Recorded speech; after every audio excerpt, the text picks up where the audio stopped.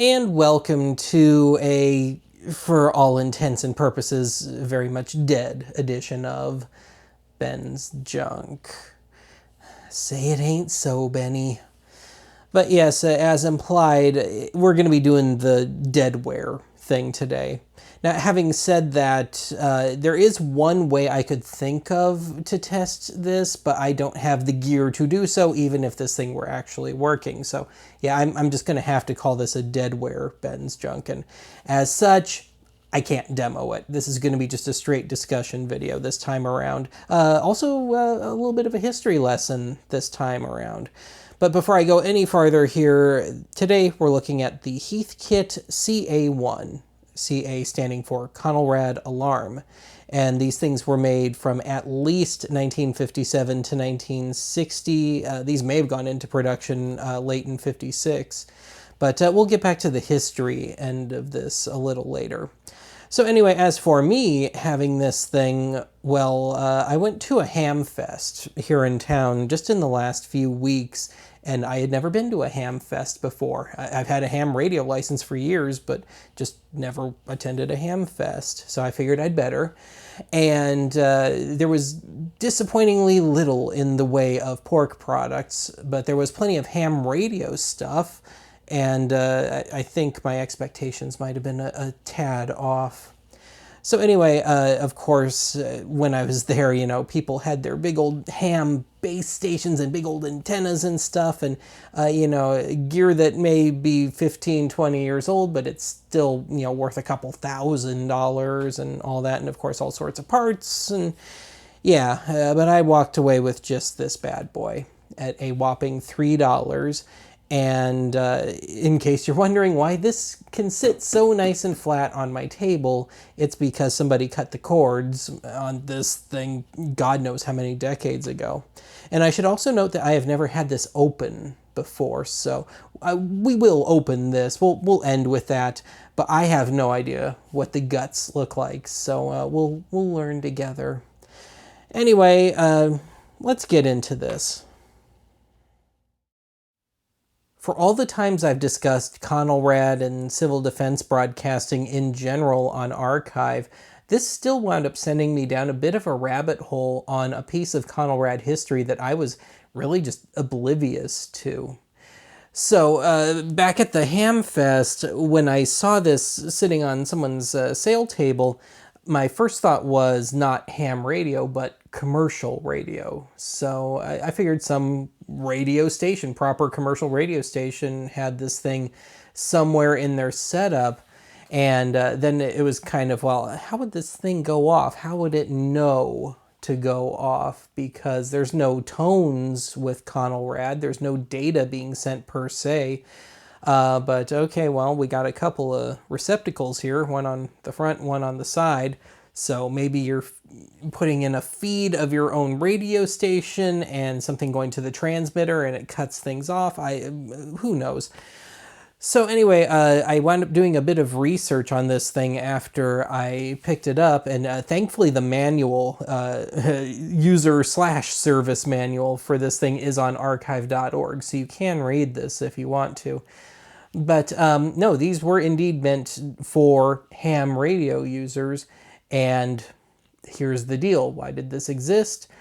In 1957, January of 57, a law went into effect requiring ham radio operators to cease communications whenever Conelrad was in use, be it a test or if there was an actual emergency. Now, in my mind, you shouldn't need a law for something like that. Just common courtesy would dictate that one, but hey, we had to have a law. But moreover, as part of that law, ham radio operators were supposed to, I don't know how this would have been enforced, but were supposed to invest in a Conelrad alarm like this one. But yeah, here's the deal. So there is a tube in there, and I know nothing about tubes. I will probably get a lot of this wrong, but there is, I think it's called a Thiatron tube in there. And what would happen is you were supposed to take a regular old AM radio receiver, plug it into this thing, and keep it tuned to the primary key station in your market, which was usually the highest powered, most established AM radio station. And more importantly, that radio that you would have plugged into here was supposed to have automatic gain control on it. And it would notice that during the stress test, going into Conelrad mode, so to speak, because you're supposed to turn the transmitter off and back on a couple of times, that the gain control would trip the gas in the tube into firing up and making the tube active and making this thing light up and doing whatever it needs to do. So yeah, as it turns out, it's just a very simple thing, but I can totally see where this would just be an absolute magnet for false alarms. And I can only imagine how much swearing these things must have endured and how many times these things must have gotten thrown across the room by the hams that did invest in one of these things. I'd assume these are pretty rare at this point, if only because I think most of these probably went in the trash the day the emergency broadcast system went into effect in 1963. So yeah, and speaking of ticking off the hams, I also read, I can't quite confirm this one, but I read that Heathkit got the schematic wrong initially on this, and that a lot of these just did not work at all initially.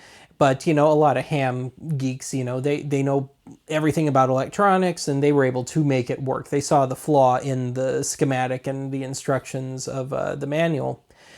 And I was also seeing that some users would mod these things to do whatever they wanted, you know, to alert them with Conelrad, so add sound or whatever it happened to be. And so I couldn't tell you if this is modded in any way, but I would be willing to bet this is a later post-revision version, because at least from what I can tell, there was only one place for a light initially on these, but even that's a little sketchy. I've been having to kind of piece this one together. So anyway, yes, getting back to having your radio hooked into this thing, to make that tube trip, you would definitely want to have the sensitivity knob adjusted appropriately. So if you're in a major city and you got the big old 50,000 watt powerhouse right there in town, you keep that sensitivity all the way down. And if you're out in the boonies somewhere, and for one, you'd probably need a decent, you know, powerful fringe radio, and you're going to want to keep the sensitivity all the way up. But yeah, I can just see where just something as simple as a thunderstorm would totally screw this up. But anyway, yes, and of course, after every time this would go off, you'd have to reset, and I would be willing to bet very, very heavily that 99% of the people that had these things at all only had them on when they were actively using the airwaves themselves, and, you know, not monitoring 24/7. So yeah, that's kind of as much of a history lesson as I am able to give, and hopefully something resembling an idea of how these things sort of worked. But I guess we're gonna need to take a little look inside this thing. We'll see if the goodies are still in here at this point. So yeah, let me grab a screwdriver here, and we'll dig around. I grabbed a towel just for something soft to put this on, and so I don't scratch the hell out of my table any worse than it already is. But anyway, hopefully we can do this on these two screws here. And yes, I think you can see exactly why I'm calling this one a Deadware. So I'm gonna guess, as best as I can gather, this would be the power cord, and this was probably some sort of ground. I mean, this is the 50s here, so we're talking non-polarized, two-prong, you know, basic stuff. So yeah, I'd imagine you'd need some sort of extra grounding for this thing. But anyway, let's just, I have no idea if these are going to be stiff or not. Oh no, not at all. Okay, cool. Of course, we know just by virtue of this being a kit that somebody has been in here probably multiple times, and they probably just intentionally kept the screws a bit loose, kind of like the ones in Benny Boy's head, just so they can open it easily. So is that enough to get me in the ballpark here? Nope. All right. Well, I'm going to shut off the camera for a moment instead of, just sitting here screwing around on camera. I'll pick back up once I have this open. Silly old Benny Boy. I had it right out of the gate. It was just I needed to pull a little bit harder. Story of my life. Anyway, oh, well, this black wire is a little... Yeah, this negative wire is a little too short here. But yes, I was expecting this thing to be completely blown up. My logic being, well, if we cut the cord, in theory, there must be something wrong with it, right? Actually, maybe there was. Take a look at that winding on that power supply. Hopefully I can make my camera register it just right, but